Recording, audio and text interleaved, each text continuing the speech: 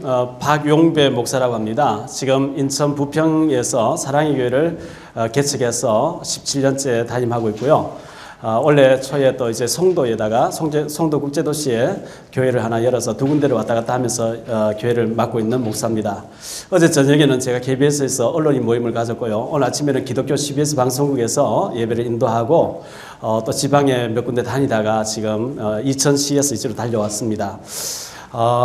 제가 좀 살아온 얘기를 좀 하는 게 좋겠습니다. 저는 경북 의성군 춘삼면 효선동이라고 하는 의성에서 읍에서 한 70m 떨어져 있는 청송군 현서면하고 경계선 산 넘으면 청송군이고 이제 저희 마을이 의성군에서 제일 끝인 그런 마을에서 제가 태어났거든요. 저희 아버님이 일본에서 돈 벌고 계셨다는데 아버님이 셋째 아드님이신데 할머니가 아버지가 장가가기 위해서 선보라에서 나왔는데 할머니가 너는 나하고 살자 하면서 셋째 아들과 며느리가 마음 든다 하면서 일본 못 들어가게 해서 저희 아버님이 셋째신데도 불구하고 어머니가 셋째신데도 불구하고 할아버지 할머니를 모시고 살게 됐대요. 그래서 조상답을 조금 붙이면서 살았는데요. 제 기억으로는 그때 당시 심리 밖에 나오면 하루에 버스가 한 두세 대가 다니는 그런 산골 마을에서 자랐고요. 초등학교가 심리 밖에 있었습니다. 거기에서 제가 자랐는데 4살 때 어머니가 저는 6형제 누님 한 분 7남매 중에 막내로 자랐는데요. 어머님이 제가 4살 때 산에 두릅이라는 나무를 따라가셨다가 동네 아주머니 여러 명 가셨는데 저희 어머니가 안 보이더랍니다. 그래서 이상하다고 살펴보니까 낭떠러지 떨어져 계시는데 머리를 많이 다쳐서 죽어가더라는 거죠. 그래서 급히 업고 병원을 옮기는 사이에 돌아가셨다 그래요. 저는 어머니 손잡고 교회 한 번 따라갔는 거 외에는 기억이 나지 않는데요. 그 이후에 새어머니가 오셨다가 가시고 또 이제 아버님은 계속 알코올 중독자 돼서 소주 그 금복주라는 술을 하루에 10병 가까이 드시는 하루도 술이 깨 있는 날이 없으시고 그리고 도박까지 하시니까 뭐 가산이 말이 아니죠. 제일 큰 형님만 고등학교 나오셔서 면석이 하시다가 경찰이 돼서 객지 나가시고요. 나머지 형님들 초등학교 졸업과 더불어 전부 객지 나가시고 제가 1학년 때 바로 위 형이 3학년이었고 누나가 5학년이었는데 제 누나 5학년, 6학년 담임하시던 선생님이 저희 큰형 수임 고향 마을 출신이고 저희 큰형님하고 잘 아시는 사이인가 봐요. 그래서 누나 5학년, 6학년 담임하셨고 또 누나 졸업하고 나니까 형이 5학년, 6학년 되니까 또 담임하시고 제가 이제 5학년, 6학년 될 때 그분이 5, 6학년 담임을 3번 하셨는데 저희 형제들 전부 담임하셨어요. 그래서 저는 학교에 한 번 돈을 낸 적이 없기 때문에 왜 기성예비 같은 거 안 내느냐 나와 이래가지고 종아리 때리고 내일 가져와 이렇게 하는데 제가 나가면 넌 들어가라 그래요. 왜냐하면 저희 집안 형편을 너무 선생님이 잘 아시니까. 그래서 아마 제가 6학년 때 학교를 잘 못 나갔는데도 불구하고 선생님이 저를 퇴학시키지 않았지 않냐 이렇게 생각되어집니다. 그래서 제가 초등학교 겨우 졸업하고 객지를 나오게 됐는데 제가 초등학교 다닐 때 새마을 운동이 막 일어났거든요. 그런데 한 집에서 부역 이제 마을에 어떤 길을 넓히고 나가야 되는데 저는 어릴 때 초등학교 다니면서 늘 나갔어요. 왜냐하면 저는 나가서 일을 못하지만 간식 사오라는 일을 심부름하면서 이렇게 나가고 했는데요. 저희 아버님이 술값이 없으시니까 뭐 하여튼 전부 집도 이제 팔아버리고 남의 집 초가집에 그 방 한 빌려가지고 누나하고 제하고 아버님 살게 되는 이런 상황이까지 됐는데 아버님 부잣집에 가서 돈을 자꾸 빌려서 술을 드시는 거예요.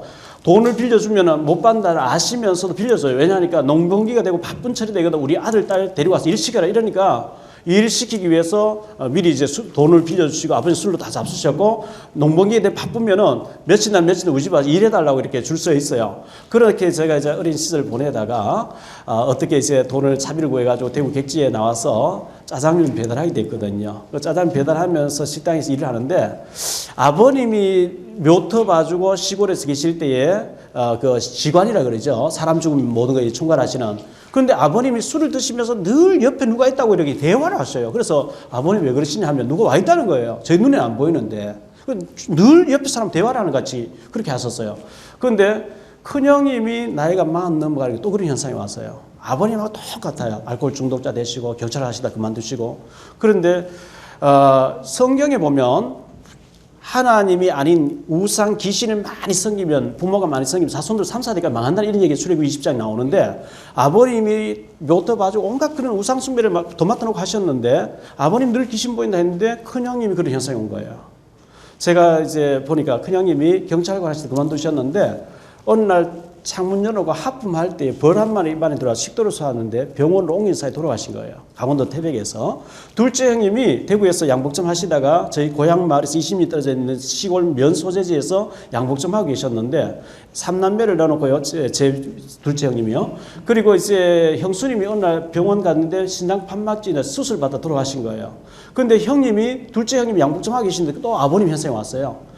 뭐 자꾸 눈에 뭐 보인다 하면서 술만 잔뜩 드시고 누구하고 얘기를 하고 이러시다가 제 조카 중학교 고등학교 다니는 애들 보는 앞에서 양복점 다리미질하고 이렇게 하다가 갑자기 양복 입고 밖에 나가니까 제 조카가 아빠 어디가 이러니까 누가 오라 해서 따라간다는 거예요. 따라갔는데 제 조카 두 명이 이제 둘째 형님 뒤따라서 이제 가는 거죠. 한 50m 뒤따라가는데 면소지 지나서 이렇게 가다가 저수지가 있는데 저수지 중간쯤 가다 갑자기 신발 벗어놓고 못에 뛰어들어가서 형님 돌아가신 제 조카 둘이 본 데서 돌아가신 거예요. 저는 연락받고 와서 방위병들 동원해서 시신을 끄집내서 장례를 치렀어요. 셋째 형님이 또 40 넘어가니까 또 아버지 현상과 똑같이 와가지고 시골 모내기는 논바다를 다니시다가 머리 박고 돌아가셨다는 얘기 듣고 제가 또 장례를 치렀어요. 저는 이제 어릴 때 객지 나와서 생활하면서 왜 아버님이 귀신 보인다 하며 형님 세 분이 똑같이 죽는지 제가 그걸 보면서 나는 절대 술을 먹지 말아야 되겠다. 나는 절대 아버지와 형님 세 분처럼 살지 말아야 되겠다. 그리고 제가 어릴 때 어머니가 안 계시고 외롭고 하니까 교회 바로 옆집 살다 보니 시골 교회를 다녔더랬어요. 그래서 제가 중국집에 일하면서 성경책 사서 틈틈이 읽었는데 교회 가고 싶은데 갈 수가 없어요. 하루 종일 일을 하니까. 주일날 또 식당이 더 바빴어요. 제가 있던 식당은. 그래서 고민하고 제일 외로운 것이 뭐냐면 추석 명절 다가옵니다만 명절 때 추석설 명절 때 동료들이 전부 고향 가고 오는데 저는 갈 데가 없는 거예요. 혼자서 식당 일하다가 우두커니 있으면서 혼자서 외로워서 참 많이 울기도 하고 이렇게 했었는데요. 그래서 제가 타락하지 않고 아버님처럼 형님 세 분처럼 되지 않으려고 한 것은 내가 신앙생활하는 길밖에 없겠다 싶어서 성경 사서 읽고 16살 때부터 낮에는 교회 갈 수 없으니까 새벽 기도를 가야 되겠다. 내가 잠을 덜 자고 가는 거에 누가 맞겠냐. 이래가지고 새벽 기도 계속 나가는데 하나님 살아계신 믿어지고 성경이 믿어지는 거예요. 그래서 제가 이렇게 살다가 이제 커피숍에서 이제 커피도 뽑고 레스토랑 일하다가 이제 어떤 식당에서 일을 하다가 나이트클럽에 가서 맥주 나르게 됐어요. 그렇게 일을 하다가 경주 코롱호텔 오픈할 때 북스 앞에 코롱호텔 나이트클럽에 제가 일을 했었는데요. 그러다가 제가 방위를 받게 됐어요. 시골 이제 고향 쪽에 가서 방위를 받게 됐는데 제가 객지 생활하면서 전세방을 한 300만 원, 그 당시 돈은 300만 원 정도 주고 얻어놨었는데 갑자기 시골로 이제 가게 되면서 친구 보고 좀 빼달라 했더니 이걸 가지고 도망을 가버렸어요. 그래서 돈이 한 푼도 없는 가운데 제가 보리쌀 한 대 사서 석유 건너에 이제 죽을 끓여서 먹으면서 방위 생활을 하게 됐는데요. 그 방위 생활 하는 가운데 18개월 동안 하게 됐는데 기적적인 일들이 벌어졌어요. 중대장님이 연대장 찾아가서 우리 중대에 이렇게 부모 없이 혼자서 자취하는 애가 있는데 이 애를 좀 잘 보직을 바뀌어주면 좋겠다. 제가 군부대 70 떨어진 군부대까지 왔다 갔다 전령 그걸 받았는데 중대장 찾아가서 제가 시골에 이제 대구 54단 그 경비대대에 근무하다가 한 달 만에 이제 시골 내려가니까 중대장님이 너 어디 있을 데 없지? 우리 집이 하나 비었는데 거기 가서 너 있어라 이러는 거예요. 그래서 중대장님 안내를 받아서 한 면소지 10분 좀 떨어져 있는 마을에 갔더니만은 기와집이 큰 게 세 채가 절간같이 생겼는데요. 거기 방에 있어라 해서 방 하나 치워주고 마당에 몇 년 동안 비어져 있었는데 8월달이었는데 풀이 키만큼 자라있어요. 그래서 낫으로 다 베냈어요. 그 다음 아침에 중대장이 오토바이 타고 올라왔어요. 새벽에. 야 박영민 무섭지 않더냐? 예, 저는 교회 다닐 때면 무서우면 안 탑니다. 이러니까 그래? 그 다음 아침 또 오토바이 타고 올라와서 야 무섭지 않더냐? 이러는 거예요. 예, 저는 무서우면 타지 않습니다. 이랬더니만은 그래 하고 가시는데 묘한 어떤 느낌이 들어요. 그래서 바로 옆집에 방위 선배가 있어가지고 중대장 참 무섭지 않지 묻는데 무슨 일이냐니까 모르는 게 좋다는 거예요. 여러분 이상하잖아요. 모르는 게 좋다니까 뭐냐 이러면 얘기해보라. 모르는 게 좋다니까. 얘기해보라니까 후회 안 하겠냐 또 이리 나와요. 후회 안 한다 얘기해보라니까. 그 집이 그 안방에 있는 그 큰 방에 있던 집이 묘토 자리래요. 묘토를 파내고 집을 지었는데 귀신 나타나가지고 거기 살던 사람 전부 돌았대요. 그래서 집을 판다고 내놨는데 안 나가서 빈집이 돼 있다는 거. 그 소리 듣고 나니까 이사 찝찝한 거 있지요. 그때 마침 태풍 사랑가 왔어요.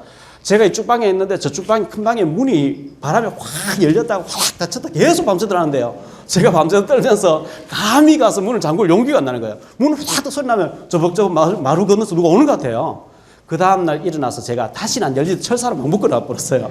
이렇게 하면서 제가 방위 생활을 하게 됐는데요. 돈 한 푼도 없는 가운데 중대장님이 연대전 찾아가서 우리 중대에 이런 어려운 얘기가 있다. 바꿔달라 이래가지고 매일 군부대에 70일 밖에 왔다 갔다 하던 저를 지서에 급사로 일하도록 만들어 주셨어요. 그리고 야간에 이틀에 한 번씩 무기호 그 경비서도로 바꿔줘가지고요. 월급 받으면서 이제 제가 제대하게 됐는데 제대 2달을 앞두고 제가 처갓집을 만나게 됐어요. 제 인생을 지금 4막이 시작됐다고 저는 생각하는데요. 제 인생에 1막이 있다고 하면 제가 이제 어릴 태어나서부터 처갓집을 만날 때가 24살 때 제가 처갓집을 만나게 됐는데요. 처갓집 만날 때까지 저는 눈물과 탄식과 한숨과 왜 남들이 다 있는 어머니가 나는 없으며 왜 고향 갈 데가 없으며 굉장히 제가 슬펐어요. 우울했어요. 굉장히 밤잠을 못 잘 정도로 우울해서 어린 나이에요. 그랬는데 처갓집을 만나면서 제 인생의 2막이 시작된 거예요. 처갓집을 이제 제대를 2달 앞두고 제가 교회 마룻바닥에 가서 엎드려서 하나님 저 2달 있으면 제대해요. 어디로 가서 제가 살아야 되죠? 저는 운전면허증밖에 가진 게 없고 초등학교밖에 나온 게 없고 저는 정말 주일날 교회 가고 싶고 예배드리면서 11주 생활하면서 믿음 생활하고 싶은데 제가 나가서 객지 생활해야 될 것은 주일 성수가 안 되니까 예배 생활 안 되니까 예배 드릴 수 있는 직장을 달라고 막 막연하게 기도했어요. 기도했는데 어느 날 새벽에 기도하다가 마룻바닥 잠이 들었는데요. 누가 새벽 1시에 불을 켜는 거예요. 불을 켜서 일어나 보니까 그 교회 장로, 시골교회 장로님과 여전사님 부부신데 이분이 기도하러 나오셨어요. 새벽 1시쯤 됐어요. 그래서 저도 이제 일어나서 의자에 앉아가 마룻바닥에 엎드려 있다가 앉아서 밤새도록 기도하다가 새벽 기도 마치고 이제 교회를 또 중대로 출근하러 나갔는데요. 그리고 며칠 있다가 제가 이제 수요일 성가대 연습 마치고 나니까 저희 그 교회 집사님, 시골교회 집사님 한 분이 박선 좀 남으라 할 얘기 있다는 거예요. 그래서 남았더니만은 우리 전도사님 당신 위해서 기도하고 있는 줄 아냐? 왜 저를 위해서 기도해요? 이러니까 며칠 전에 철야 예배하러 왔는데 박선생님 딱 보는 순간, 불 켜서 보는 순간에 아들로 받으라는 어떤 그런 감동을 받았대요. 하나님의 감동을 받았대요. 그래서 양자를 놓고 기도하는데 양자 들어갈 생각 없냐. 그래서 저는 2달 있다 제대하면 객지 나가서 돈 벌어야 되는데 시골에서 가수하는 집에 양자가 되라 하니까 생각 좀 해보겠다고 이래놓고 제가 그 다음부터 잠을 못 자는 거예요. 밤새도록 이제 엎드려서 기도하면서 하나님 이게 무슨 일입니까? 무슨 일 계속 기도하는데 한 달 좀, 그래서 그 달 이후로 저는 부끄러워서 예배 끝나면 얼른 도망을 치고 이렇게 했는데 한 번은 한 달 좀 대답 안 해주고 있는데 딱 밖에 여전 사람 서 계셔요. 박 선생님 손 딱 잡고 예스냐, 노 한마디로 아니면 아니다고 얘기해줘라. 이렇게 얘기해요. 그래서 그날 이제 가서 이쪽 얘기하는 가운데 하나님께서 제게 이런 마음을 주셔요. 너가 10년 동안 객지 생활 안 먹고 안 입고 돈 벌어 난 어딨냐? 없지 않냐? 내가 원하는 대로 내가 시킨 대로 하라, 이래 들어가라는 이런 마음을 주셨어요. 저는 아무 누구하고도 의논할 대상이 없었어요. 그때 당시에 형님들이 아직 살아 계셨고 지금은 형님 위로 3분 돌아가셨는데요. 살아 계시지만 아무 술을 많이 드시고 대화가 안 되는 상황이 있었거든요. 그래서 혼자서 고민하다가 이제 제가 제대 한 달 앞두고 양자로 해서 들어갔어요. 88 체육 올림픽 할 때 이영호 체육부 장관이 계셨는데요. 그분이 저희 장인어른 조카 되는 분이에요. 저희 시골 마을 출신이거든요. 그래서 제가 이제 양자로 들어가게 됐는데 집사람의 큰아버님 되시는 분이 얼마 전에 돌아가셨습니다만 대구 도청 국장님으로 계셨거든요. 그 큰아버님을 통해서 저를 이제 양자로 이제 입적하겠다고 변호사를 사서 박가를 이가로 만들어 보겠다고 계속 이제 알아보시는 것 같아요. 그런데 저는 이미 다 이제 각오하고 왔는데 하다 안 되니까 막 그 법을 바꿔서라도 되어지게 동성동본이 아니면 그 양자가 안 된대요. 그런데 단 결혼시켜가지고 사이를 봐서 입법 번식으로 하면은 태어나는 2세들은 이가가 된다는 거예요. 그래서 저를 이제 그래 아들로 했는데 처음에 딱 아들 들어갔을 때 너는 아들이지 절대 사위가 아니니까 딸을 이제 생각하지 말라 이렇게 주의를 주시더라고요. 그래서 제가 그걸 바라보고 왔으면 오지도 않았다 생각하고 그래서 이제 왔는데 저를 이제 아들로 받으면서 지금은 장모입니다만 그때 어머님이 하신 얘기가 너를 우리 집 보내면서 신학교 보내서 목회자 만들어 한다 이런 얘기 하시는 거예요.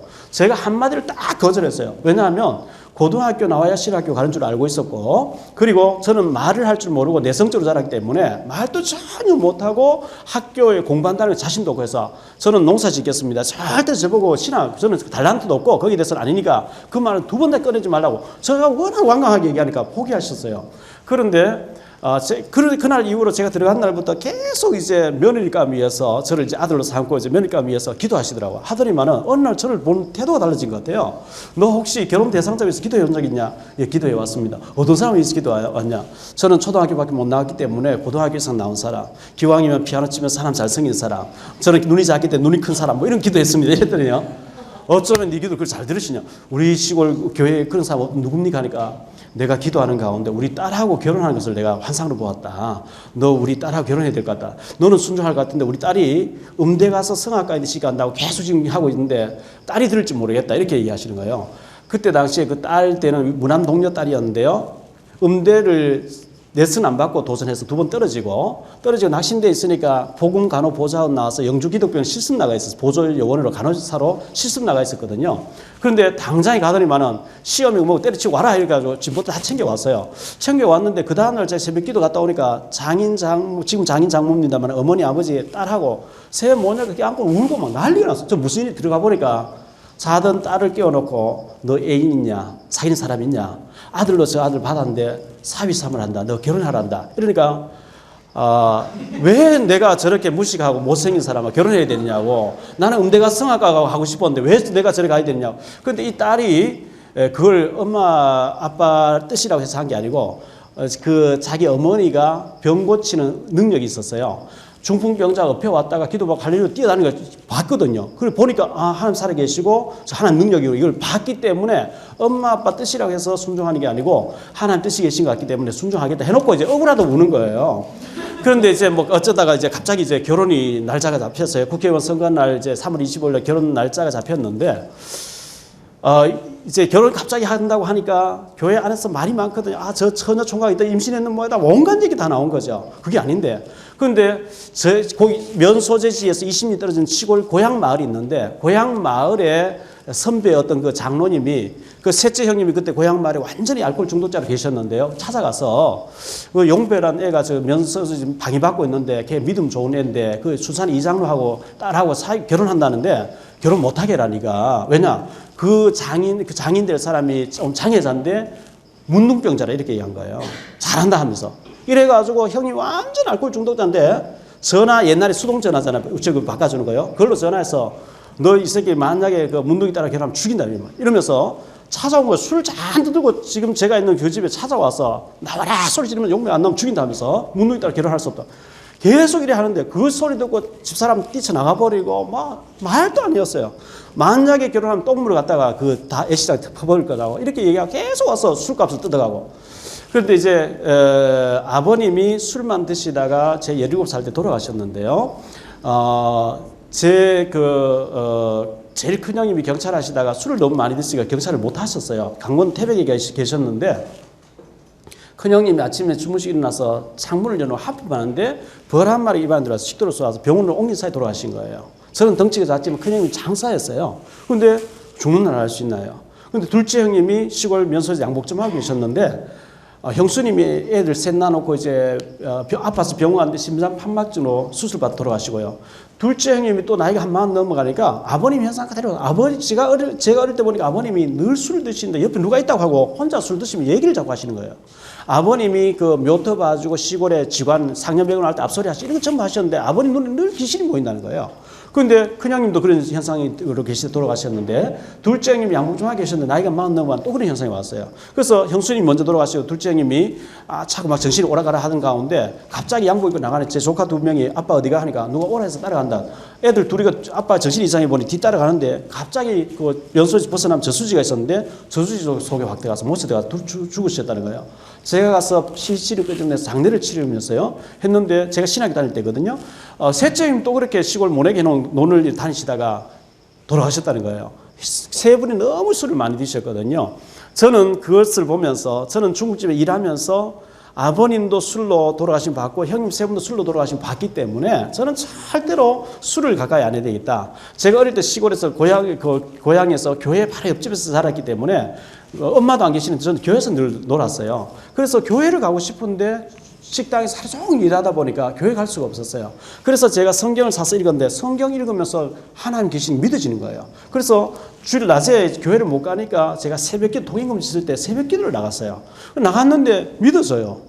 기도하면 응답될 것 같고 이런 하나님 사랑이 믿어졌어요. 그래서 새벽기도 계속 나가다가 제가 이제 방위를 받게 됐거든요. 방위 받기 전에 대구 동인동에 전세방을 하나 300만 원 주고 얻어놨었는데 방위를 받았는데 시골로 이제 전출해서 옮겨가면서 친구 보고 방을 좀 빼달라 했는데 친구 그걸 가지고 도망을 가버렸어요. 그래서 돈이 한 푼도 없는 가운데 제가 시골에서 방위를 받게 됐거든요. 제 인생의 4막을 지금 살고 있다 저는 나름대로 생각하는데 1막은 제가 태어나서 처갓집 만날 때까지의 어떤 슬픈 역사였어요. 그리고 처갓집을 이제 만나서 양자로 했다가 이제 아들 사위로 이렇게 얘기됐었거든요. 그래서 갑자기 결혼이 이루어져 가지고 국회의원 선거날 결혼하고 신혼여행을 부산을 가게 됐는데요. 아무것도 아침도 안 먹고 점심도 안 먹고 했죠. 그 하면서 수고했다 하니까 딱 돌아 앉으면서 말하기 싫대요. 저희 집사람이 제가 24살 때고 집사람 22살 때였어요. 그런데 부산에 이제 터미널 앞에 내려서 어느 여관에 들어갔는데 뭐 좀 먹어야 될 게 아니냐 하니까 나는 엄마 아빠 뜻이라고 해서 결혼한 게 아니고 하나님 뜻인 것 같아서 결혼을 했지만 나는 소름 끼치고 무식하고 못생긴 사람 가까이 있다는 너무 소름 끼치고 무서우니까 내 마음이 준비될 때가 접근하지 말라 이러고 딱 돌아서 누워 있어요. 그래서 제가 이제 투표판을 보다가 그래도 신혼여행 와서 손도 안 못 잡고 가면 모자란다 할지 않겠는데 손잡을 하니까 막 핥히고 욕을 하고 막 이래가지고 그냥 제가 이제 너무 거기서 소름 끼치는 말을 많이 들었어요. 한마디 한마디 전율이 쫙쫙 흘렀어요. 그래서 제가 참 많이 서러웠어요. 그래서 제가 옷을 갈아입고 밖에 나와서 하염없이 이제 길을 걸었어요. 길을 걷는데 얼마나 눈물이 막 쏟아지는데 어느 공원에 앉아가지고 제가 펑펑 며칠 울었어요. 나는 왜 어머니가 안 계시고 결혼하는데 형님들 저 알코올 중독자 돼서 앞자리에 앉아 있으면서 그래서 형님이 막 그 문둥이 따라 결혼하면 똥을 퍼붓는 그 장인 어른이 좀 해야 되겠네요. 장인 어른이 몸이 좀 불구자예요. 의성 공고가 옛날에는 하나밖에 없었는데 6.25 사변전에 의성 공고의 정교 수석 정교 회장을 했대요. 총학생 회장을 했대요. 그런데 갑자기 6.25 사변 터지니까 자취하던 걸 메고 고향 70리 마을로 왔는데 정교 부회장 되는 사람 잠깐 만나러 왔다 가고 하는데 공산당 삐라가 면소지 붙었대요. 형사들이 들이닥쳐가 너희들 간첩이다 하면서 그 6.25 사변 와중에 경찰서 유치장 끌고 와서 한 달 동안 고문을 한 거예요. 손발을 묶어놓고 다리 틀고 막 기절하면 또 물 퍼붓게 한 달 만에 시체 찾아가 연락 왔대요. 그 전쟁 와중에 고쳤는데 좀 다리도 절고 손도 좀 이렇게 불편해요. 그런데 시골 고향 마을에 선배 장로님이 셋째님 그 알코올 중독자 찾아가서 당신 자네 동생이 그 장인 될 사람 문둥병자고 그래서 몸이 불구자인데 문둥이 따라 결혼시키지 마라 이래가지고 뭐 결혼하면 똥을 펑다 난리 났거든요. 참 괴로운 시절을 보냈는데 결혼이 어째 이루어졌어요. 결혼하면 행복할 줄 알았어요. 그런데 첫날부터 싸우고요. 그 다음날 돌아오는 길에 가자 그리고 뭐 하여튼 그냥 손도 한 번 안 잡고 왔는데 고속버스 타고 이제 동대구로 오다가 경주 지날 때 제가 얘기했어요. 주례하신 목사님과 우리 이거 선물하나 사야 될 게 아니냐 하니까 무식하고 꼴 보기 싫고 소름 끼치고 말하지 말라는데 왜 말하냐 막 또 버스 안에 퍼붓는 거예요. 그때 제가 속으로 그래 좋다 말 안 할게. 동대구 터미널 내리자마자 저는 택시 타고 저 성당 주차장에 가서 버스 타고 경남 북곡 온천을 가버렸어요. 거기 옛날에 한번 가본 적이 있어요. 어떤 분하고. 그래서 거기 가서 3일 동안 방 하나 잡아서 금식하면서 하나님 나 결혼 이거 절대 안 해요. 이거 취소해 주세요. 이러면서 3일 동안 금식 하다가 옛날 수동전화 전화를 했어요. 전화하니까 안 들어가겠다니까 장모님 받으셔서 이 전화가 다 이 옆에 교환들 다 듣는 얘기인데 일단 와서 가도록 하고 일단 들어가라 그랬어요. 그래서 제가 일단 가서 정리하고 와야 되겠다 하고 들어가니까 장인 장모 앞에 얼마나 이제 딸을 구박해놨든지 무릎 꿇고 잘못 빌어요. 그럼 저희 방에 가면 더 심해지는 거 있죠. 그래서 한 2달 가까이 막 굉장히 싸웠어요. 너무 싸우다가 제가 막 집사람 너무 무시당하고 한마디 한마디 할 때 전율이 막 쫙쫙 흐르는데요. 내가 이 마누라인데 이렇게 무시당할 바에 살 필요 있겠냐. 처갓집 가수원하는데 여기 농약 한 병 가져왔어요. 나는 먹고 죽겠다. 같이 먹든지 아니면 나 혼자 먹겠다. 나 오늘 끝낸다 하고 울산에 계신 누나 앞으로 하고 장인 장모 앞으로 편지를 하나 쓰고 유서를 하나 쓰고 농약을 따서 먹으려 하는데 집사람 그걸 얼른 빼앗으면서 조금만 기다려달라 하더라고요. 그때 장인 장모님이 저희들 원해서 다투고 싸우니까 2달 동안 싸우니까요. 교회에서 밤새도 기도하시다 달려왔어요. 그 장모님 저를 붙잡고 많이 우시면서 하는 얘기가 나는 여기 시골 대구에서 살았고 시골에 시집 오려고 안 했는데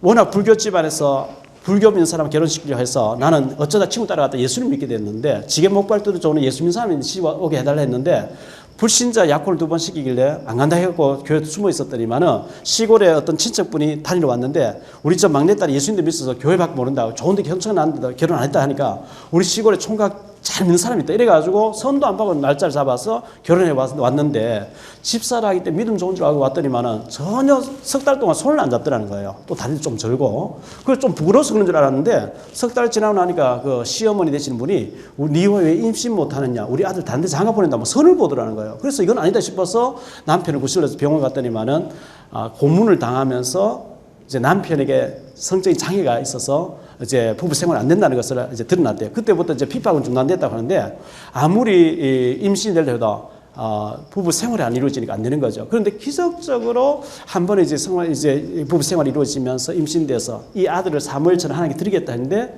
나무를 놓고 보니까 딸이더라는 거죠.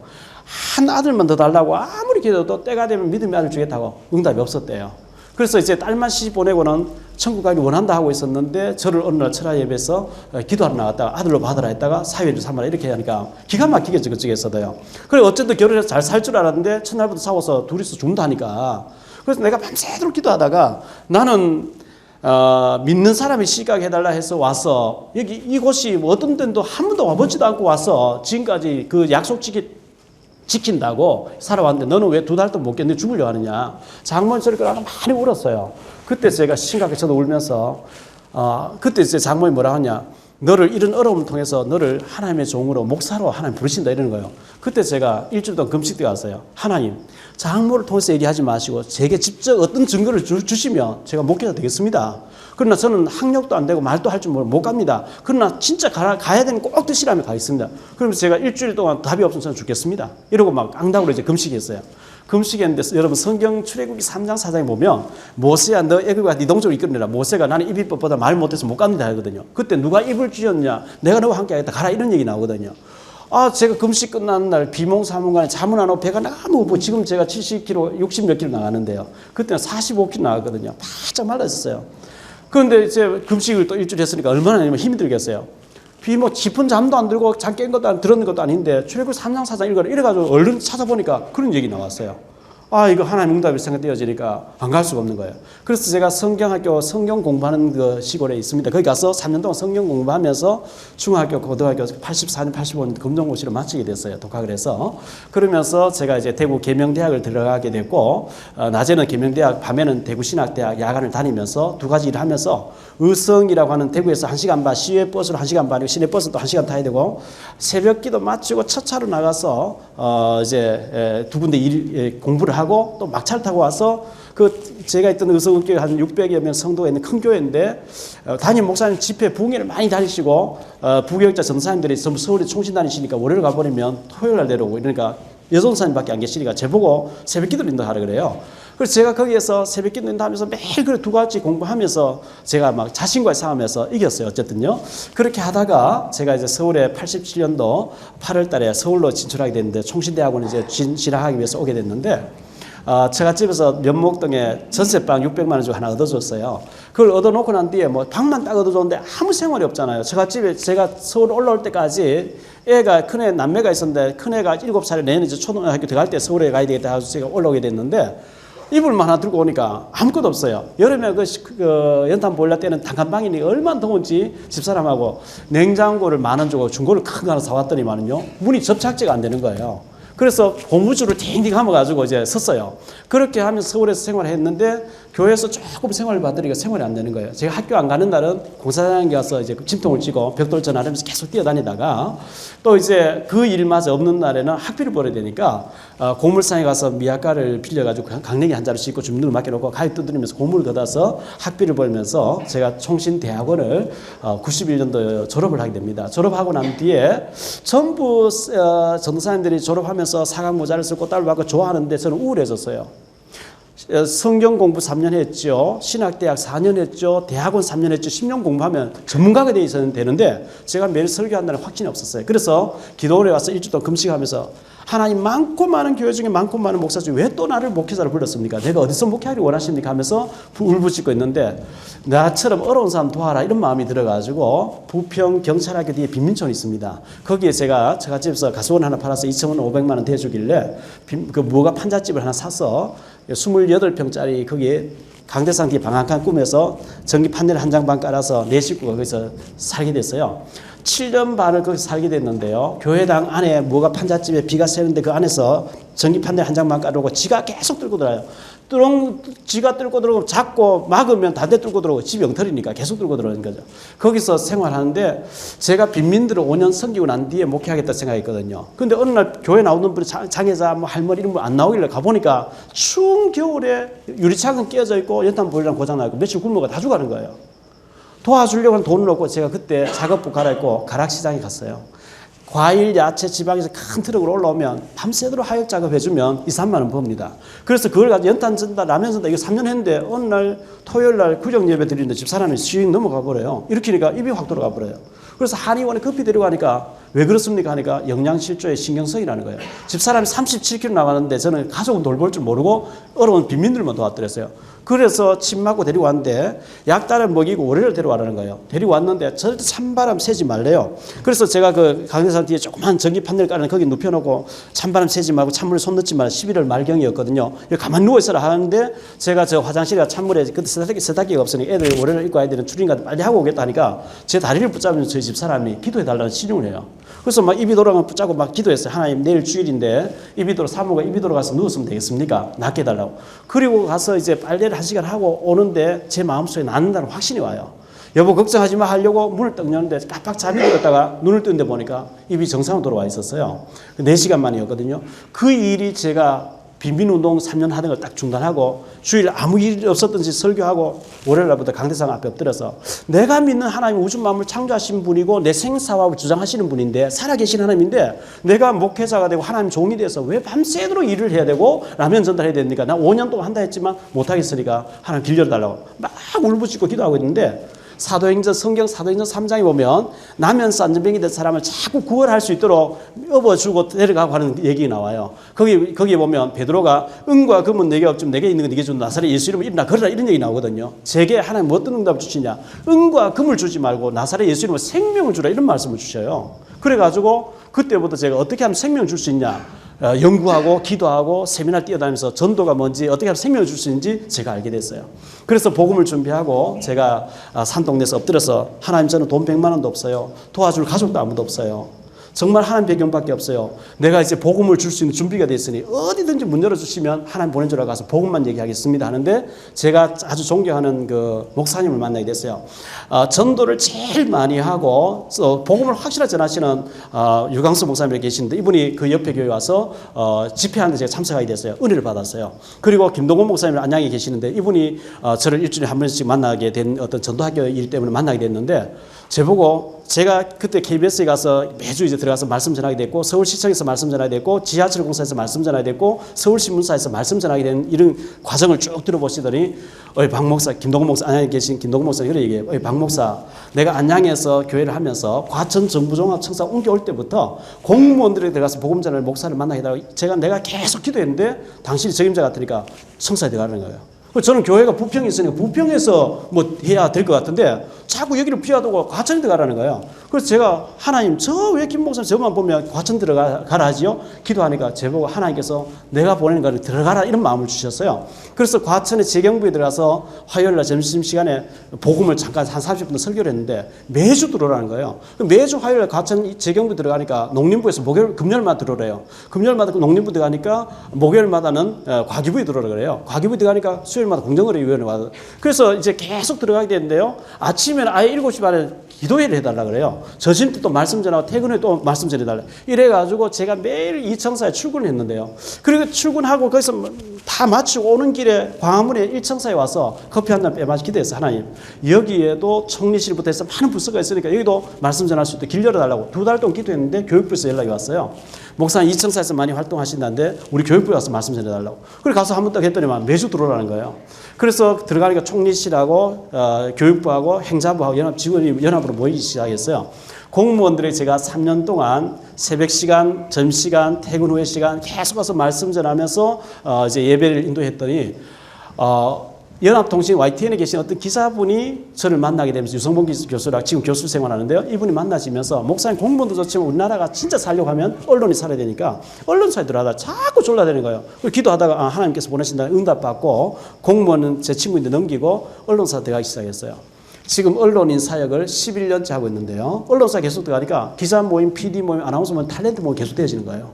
이래가지고 계속 그분들 이제 신문사 방송국 다니면서 계속 사역을 하는데 어떤 친구분이 친구 따라왔다가 정보사에 계신 대령님이었어요. 딱 말씀드렸더니만 목사님, 제가 탈북자 딱 넘으면은 합수부라고 하는 그 조사하는 데가 있는데 위장은 넘어온 진짜로 넘어온 조사하는 기관이 있는데 지금은 한 달 조사하고 하나원 넘깁니다만 전에 10년 전에는 그 대성공 뭐 거기 한 곳에서 다 있었어요.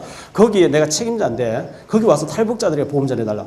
그래서 알겠다고 딱 들어가 보니까 뉴스에 몇 명 넘어왔다고 다 앉아 있어요. 자기들은 조사하고 제보고 보험 전화라는 거예요. 그래서 제가 이제 거기 들어가면서 제가 기도했어요. 하나님, 여기 들어온 탈북자도 만나야 되지만 국경지대에서 북한에서 나와서 신양구에 도로 들어간 사람 직접 가서 전할 수 있게 해달라고 기도했는데 KBS 들어가니까 어떤 기사 프리랜서 기자가요. 과거에 독재 타도 막 이거 하다 민주화가 되고 나니까 이 사람 할 얘기 막 분신하고 막 휘발유 끼얹고 막 이랬던 사람인데 민주화가 되고 나면 할 일이 없어서 이 사람이요. 그래서 프리랜서 기자가 돼서 북한 마을을 따라다니면서 1년 중에 10달을 막 국경지대에서 탈북자 찍어서 방송 3사 내는 기자분이 저를 만나가지고 복음 받으면서 국내 들어가는 탈북자 만나지 말고 자기 따라가세요. 국경지대 수시간 숨겨놨다고.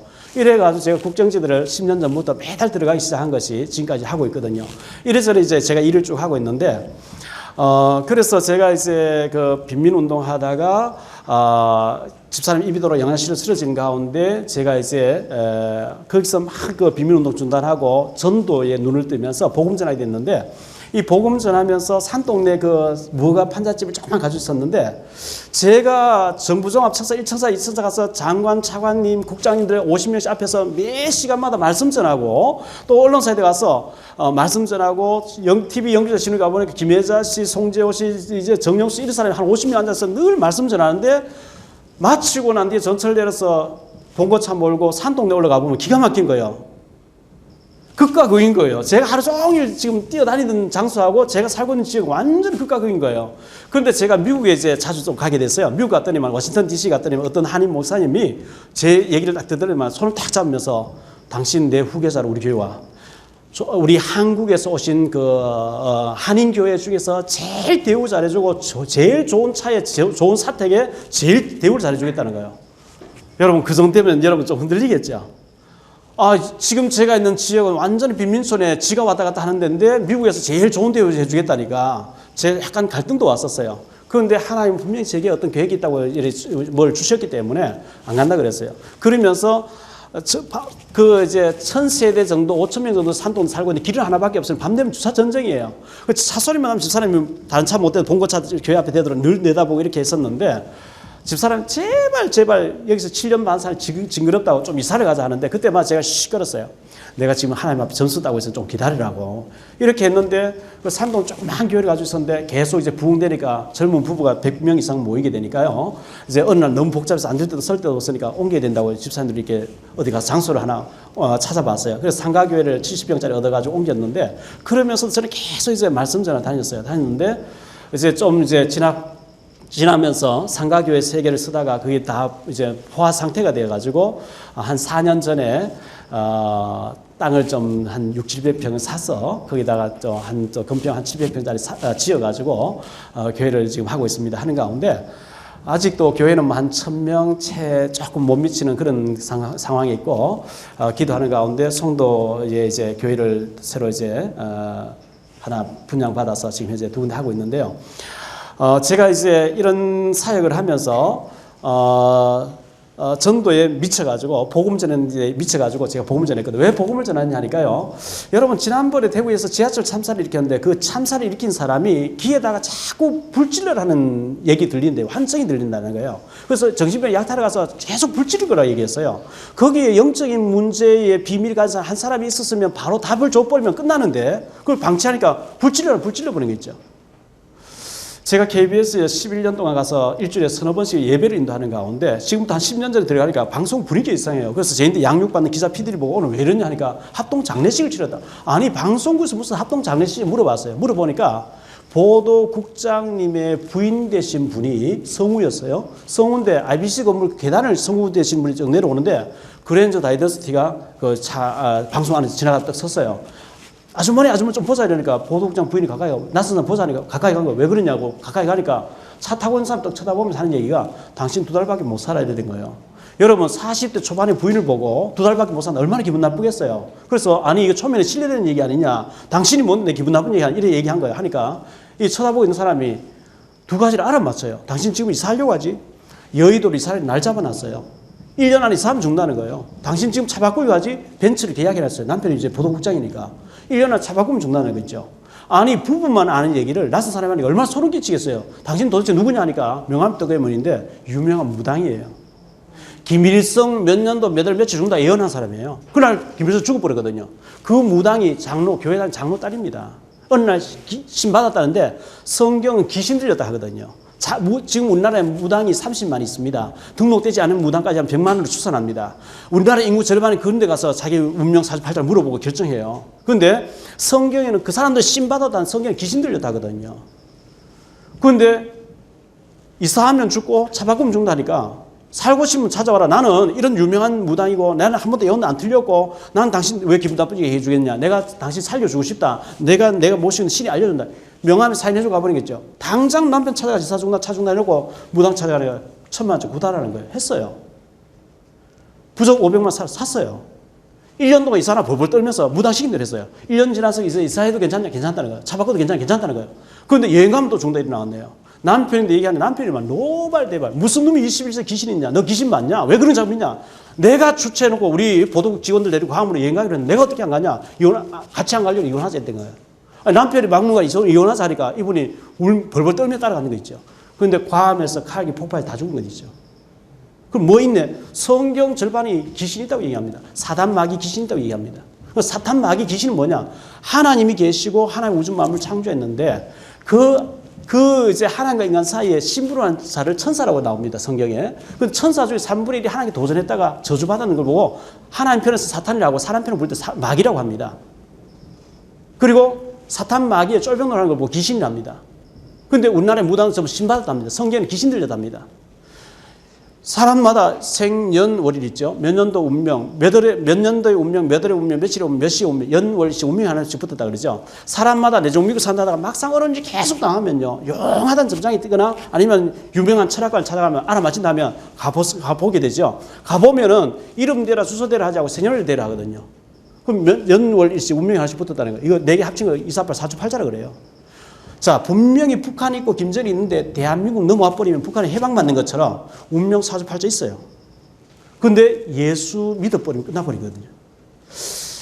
굉장히 중요한 얘기예요. 그래서 저희가 이제 이 영적인 얘기를 알게 됐어요. 영적인 세계를 알게 됐어요. 그때부터 제가 복음 전하게 됐는데 청사나 아니면 언론사에 들어가서 복음 전하니까 어떤 언론인은 자기 어머니가 굉장히 귀신 많이 생기는 사람인데요. 완전 영적인 문제가 있었어요. 잠을 못 자요. 수면제, 정신병 약본 잔뜩 보여주면서 나 좀 살려달래요. 어떤 냐 물어보니까 잠자들은 목을 콱 누른대요. 제가 누구라 하면 여러분 다 아는 기자분이에요. 너무 이 사람이 시달린 거예요. 그래서 제가 두 말 안에서 종갓집 장손이 아니래요. 어머니나 할머니 외갓집 식구 무속이 남기시냐. 우리 어머니가 그거 하거든요. 이분에게 제가 복음 딱 전하고 제 손을 잡고 예수님 영접하는데요. 눈물 콧물이 막 쏟아진 거예요. 그 다음날 연락 왔어요. 목사님, 어제 제가 목사님 따라서 기도하고 예수 믿었는데요. 처음으로 머리가 맑아지고 한 번도 잠을 안 깨고 맑아졌대요. 돌아달래요. 하니까 제가 보는 앞에서 간판 뉴스를 진행하고 있는 어떤 그 선배 되는 분에게 전화하더라고요. 김 선배, 나 이제 이런 기자인데 나 알지 않느냐고. 내가 매일 정신병을 입원했는데 어떤 목사님한테 복음 받고 내가 나와버렸다고 하니까 모시고 오라는 거예요. 수요일에 가니까 그분 집이 있더라고요. 이분이 간판 뉴스의 앵커 지금 현재 하시는 분인데 아들이 학교 갔다 오는데 자꾸 시비 건 애도 있어서 한 대 때린데 맞은 애가 죽어버렸어요. 둘째 애가 백혈병 걸렸어요. 이래가 기자들 월급을 막 떼가지고 도와주고 하는 가운데 제가 가서 복음 전하니까 내가 세상 출세와 명예를 위해서 막 수단방 가리지 않고 세상 방법 살았는데 아이들 둘 잘못됐다는 거예요. 그분이 복음 받고 나서 신앙생활 잘하고 있거든요. KBS에 가면 한재호 기자라고 지금 있습니다. 이분이 아이가 3살 될 때 배가 볼라 죽고요. 1살짜리 3살 또 죽으니까 뉴스 내놓고 이분이 완전히 막 방황하고 있는 거죠. 이분이 딱 복음 듣더니만은 복음 받고 난 뒤에 지금은 신앙생활 잘하면서 건강한 애 둘러서 잘 하고 있거든요. 제가 이제 언론사에 들어가서 계속 이제 그분들에게 복음 전하는 가운데 그분들이 자기 동료들이니까 문제 만난 사람 저를 만나게 해주시는 거예요. 계속요. 그러면서 그분들이 복음 받고 완전히 굉장히 좀 잘 믿는 사람 되어지면서 아주 축복받은 사람 바뀌어지고 이런 걸 계속 보면서 공무원 사기에 들어가서 그걸 보면서 저는 이제 국정지대 들어가서 탈북자를 만나가지고 또 이제 많이 한국도 데려오기도 하고 또 그곳에 선교도 많이 하고 있습니다만은 그것을 선교하니까 한국 어떤 지금 탈북자는 그 지금 중국에서 있는 사역자인데요. 이 사람은 김일성 앞에 사격 때 1등 했어요. 그러니까 김일성이가 이 사람 이름 바꿔줘 버린 거예요. 그런데 김정일 부대 특수부대에 있었는데 어떤 누명을 쓰게 되고 그 추방당하게 되고 이래서 탈출하게 됐는데 16살 먹은 애가 복음을 전해줬대요. 걔가 또 순교당을 봤어요. 한국에서 가서 목사님들 이분을 한국 데려오려고 하고 미국에 계신 어떤 교포 목사님들 이 사람 얘기 듣고 와서 미국 데려가려 하는데 웬만한 탈북자는 다 한국 오려고 미국 가려 하죠. 이분은 절대 안 온대요. 일제시대 때 웬만한 사람 친일파 다 돼버리고 다 창시개미 다 했는데 감옥 들어가면서 독립운동 막 했는 사람이 해방 딱 때는 용된 것처럼요. 이분은 내 북한의 내 동족이 다 죽어가고 있고 내게 복음 전해서 다 순교를 했는데 내가 어떻게 내 혼자 잘 살고 가겠냐. 절대 안 간다면서 탈북자면서 조선족 신분증을 만들어서 북한을 계속 드나들면서 생명 걸고 지금 복음 전하고 있습니다. 그런 사람들 제가 이제 한 20명 가까이 제가 지금 중국에서 훈련시키면서 국정지대에서 왔다 갔다 하면서 일하고 있고요. 저에 대한 모든 것은 아마 국가의 어떤 기관에서도 저를 이제 감시를 하고 또 알고 있고 이렇게 하는 가운데 있습니다. 저는 어릴 때 너무 먹지 못하고 이렇게 자랐고요. 그리고 이제 외롭게 자라다가 저같이 만나서 인생의 2막이 시작됐다고 하면 2막이 시작되고 너무 전도 빈민촌에서 빈민운동하면서 고생하다가 어떤 전도자 목사님 만나지면서 제 인생의 3막이 시작되면서 새마을 열차도 한 번 탄 적이 없고 그 돈 있으면 제가 뭉하고 통일로 타고 다니고 완행 열차 타고 다니면서 빈민운동하고 하던 제가 복음 알고 정부종합 청사와 청와대 신의회와 그리고 이제 언론사들 가서 계속 말씀 전하는 가운데 세계 40여 개국 50여 개 도시를 다니면서 매주 세미나 인도하도록 하나님 만들어주신 거예요. 제가 어릴 때 꿈이 지금은 이제 인생 4막을 통해서 제사를 길러야 되겠다. 후대를 키워야 되겠다 해서 지금 그런 일을 하고 있는데요. 제가 어릴 때 꿈이 3가지 있었어요. 시골에서 교회에서 소풍 가거나 학교에서 발표할 때 너 앞으로 장래 뭐 꿈이냐 하면 자기 나름대로 얘기하잖아요. 제가 어릴 때 3가지를 얘기한 것이 기억이 나요. 시골에서 어릴 때 라디오를 들으면 트랜지트 라디오를 들으면서 아나운서 됐으면 좋겠다. 막연하게. 또 한 가지는 시골에서 다른 시골 학교를 왔다 갔다 하면서 보면 비행기가 하늘 떠간단 말이죠. 저 분명히 누가 타고 있을 텐데 나도 비행기 한 타봤으면 좋겠다. 그렇게 생각하다가 비행기 조종사 됐으면 좋겠다. 이렇게 얘기한 적이 있어요. 그리고 가수 한번 해봤으면 좋겠다. 이렇게 생각한 거예요. 자, 그런데 그 꿈이 이루어졌을까 안 이루어졌을까요? 아나운서는 저는 안 됐어요. 저는 방송 들어가서 아나운서들 간판 뉴스 아나운서들하고 같이 성경 공부 많이 하면서 그분들 분장 지우지도 않고 나와서 성경 공부 같이 하면서 그분들이 세상 뉴스, 사건, 사고, 뉴스만 전하죠. 뭐 그런 얘기가 있어요. PD가 프로그램 만들어서 기사가 와서 다 찍어오면 아나운서는 그 똑딱 먹는 역할만 한다. 이런 얘기 있어요. 아나운서는 앉아서 이제 뉴스만 전하는 거죠. 저는 세상 사건, 사고, 뉴스가 아닌 하나님의 말씀, 하나님 알아보니 끝나는 그런 말씀 전하는 아나운서가 된 것이고요. 그리고 저는 그 비행기 조종사는 안 됐지만 비행기를 많이 타고 다니는 사람이 됐어요. 그것도 이루어졌어요. 제가 경주 코롱 호텔에 지금부터 31년 전에 나이트클럽 호텔을 오픈할 때 나이트클럽에 웨이터 보조로 나비 넥타이 뭐 일을 한 적이 한 1년간 일을 했는데요. 그때 일할 때 밤 6시부터 새벽 4시까지 올라이트를 합니다. 밴드 3팀 돌아갑니다. 밤새도록 두드리거든요. 저는 그때 교회를 다니면서 막 생명 걸고 막 술 먹고 춤추는 인간들 보면 저 할 일 없는 인간들 막 저는 속으로 막 화가 났어요. 그러면서 그 일을 했었는데 그때 밴드 3팀 중에서 제일 한국에서 개런티를 많이 받는 조커스라는 팀이 있었는데요. 거기에 기타리스트 한 사람이 이범이라고 할 사람이에요. 여러분 지금도 기억하고 있어요. 잊혀진 계절 있죠? 그걸 작곡한 분이거든요. 거기서 그만두고 나오니까 그때 제가 있을 때 조용필 씨가 돌아와요 부산항 부르고 대마초 걸려서 그 몇 달 동안 같이 매일 돌아와요 부산항 부르고 계시고 이랬는데요. 저는 80년도 90년도에는 신학교에서 공부하면서 금식하면서 세상 노래 세상 라디오 모든 다 문화를 다 끊고 있어서 그때 노래를 몰랐는데 제가 진짜 복음 알고 방송도 가서 기자 만나고 탤런트 만나고 가수들 만나고 보니까 문화를 알아야 되겠더라고요. 그래서 7080 노래 다시 사서 듣기 시작했어요. 근데 알고 보니 이범희 씨가 어마어마한 작곡을 했더구만요. 그런데 최근에 강병철과 삼택이라고 하는 그 막내 멤버였던 정태영이라는 가수가 저를 만나지면서 저희 교회 열심히 다니고 있는데요. 그 친구를 보고 이범희 씨 작곡가 이범희 씨 주소를 좀 알아와라 했더니 알아왔어요. 그분하고 몇 달 전부터 교류가 되면서 전화를 주고받으면서 만나자 하는데 그분이 외국 나가 있고 저는 또 있고 또 그분이 시간 되면 저는 또 외국 나가 이게 안 되는 거예요. 그래서 제가 책을 2권 내가지고 책부터 보내드렸는데 3주 전에 그분을 처음 만났어요. 만나서 31년 전에 얘기를 막 했어요. 하다가 2번째 만나가지고 제가 어릴 때 꿈이 이런 게 있었는데 2가지는 이루어졌는데 1가지 가수하는 거 안 이루어졌어요. 그러니까 노래방 한번 가보세요. 노래방 갔거든요. 가서 제가 40년 전에 정원이라는 가수가 부르는 허무한 마음하고 미워하지 않는 이거 부르니까 안 되겠네요. 40년 전에 노래 가지고 안 되겠네요. 요즘 노래 부를 수 있냐. 요즘 노래 제가 잘 모르고 산호라면 하는 거하고 해우하고 불렀어요. 그때 더 이상 부르지 말래요. 나가자 그래요. 그래 갔는데 그분 녹음실이 있더라고요. 양재동에. 그래 갔더니만은 이분이 한때 잊혀진 계절 5분 만에 작곡했대요. 제주도에서 지구를 건설해서 원고를 갖다 막 돈을 갖다 주면서 서달라 할 때 하루 전에 50곡씩 작곡했대요. 지금 명지 전문대학교 실용음악학과 학과장을 계시는데요. 그래서 이분이 바로 그날 저녁에 곡을 4곡을 작곡해 주신 거예요. 지금 8곡이 준비되어 있어요. 지금 4곡을 계속 차 안에서 듣고 있는데 나이가 지금 5학년인데 근데 제가 또 방송을 딱 왔다 갔다 하고 있잖아요. 그래서 마지막 꿈도 저는 뭐 지금 현재 뒤늦게 CD 음반을 내서 세상 가수들처럼 뜨자 뭐 그런 얘기 아니고 조금이라도 좋은 노래 하나 불러서 알려지면 사랑으로 같은 노래를 통해서 알려지면 제 자체가 캐릭터가 되어지고 복음자는 유익하지 않겠냐. 그래서 지금 이 나이에도 그걸 준비하고 있습니다. 꿈은 다 이루어졌어요. 여러분 어떤 꿈을 가지고 계십니까? 제가 책을 쓴다는 걸 상상도 못했는데요. 그런데 제가 책을 참 좋아해요.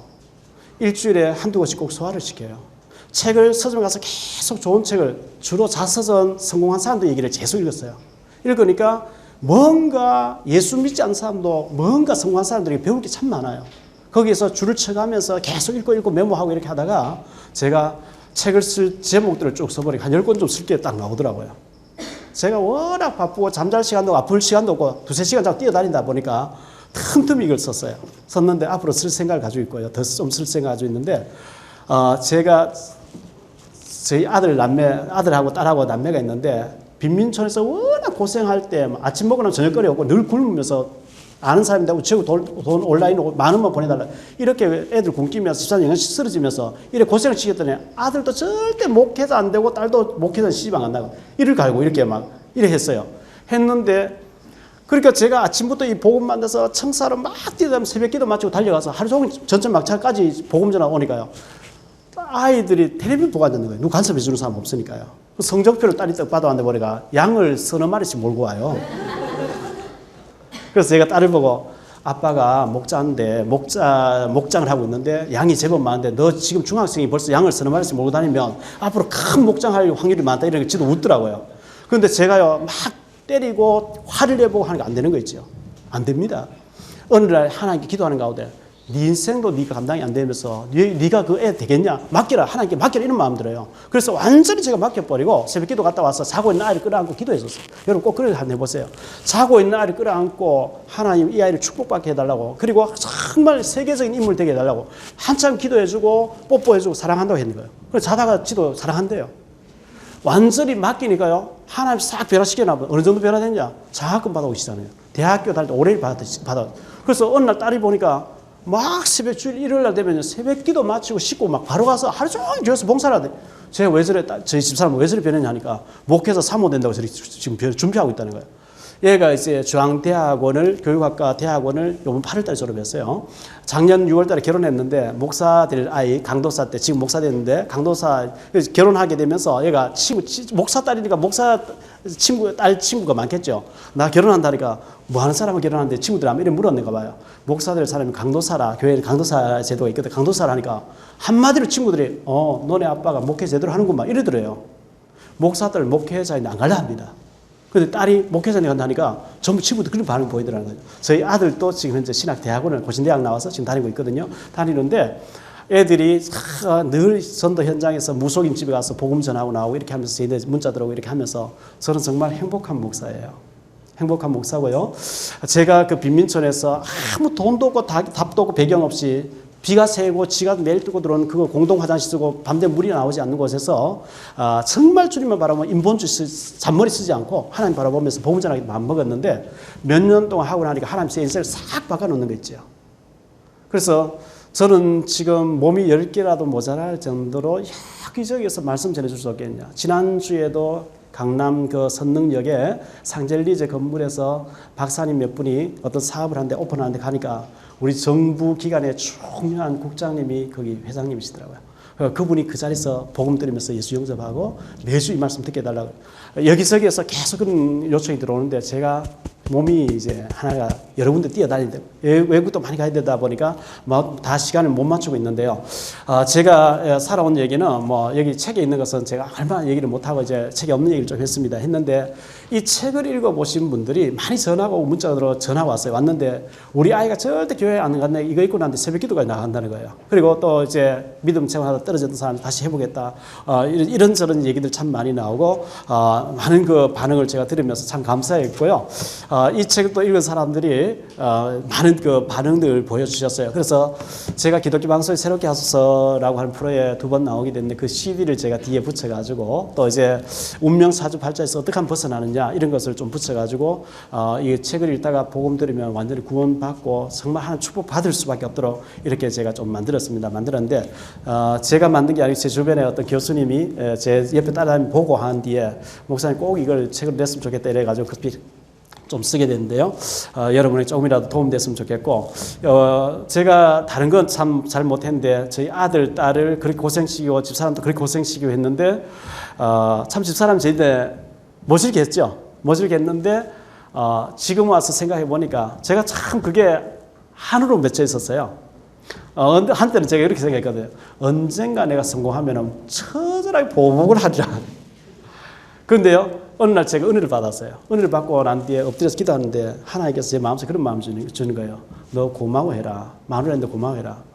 좋은 사람 만나서 호강하면서 행복해서 살 수 있는데 너 같은 사람 만나서 네 인격과 네가 생활과 모든 그 영적인 문제 조상되도록는 너무 문제가 많아서 그 여종이 희생하면서 너를 세우고 있다고 하는 이런 마음을 주셔서 제가 참 많이 울어드렸어요. 그 감동을 받고 난 뒤에. 그리고 처음으로 전화해서 제가 밖에 나오면 전화를 잘 안 하는데 공중전화 가서 전화 온다 없다 그러죠. 그때는 제가 무명의 용사였어요. 전화 온다 없대요. 제가 봉고 참모 지방에 가다가 용기가 안 나가죠. 얼른 여보 사랑해야 전화를 얼른 끊어버렸어요. 그랬더니만은 갔다 오니까 반찬이 싹 달라져 있더구만요.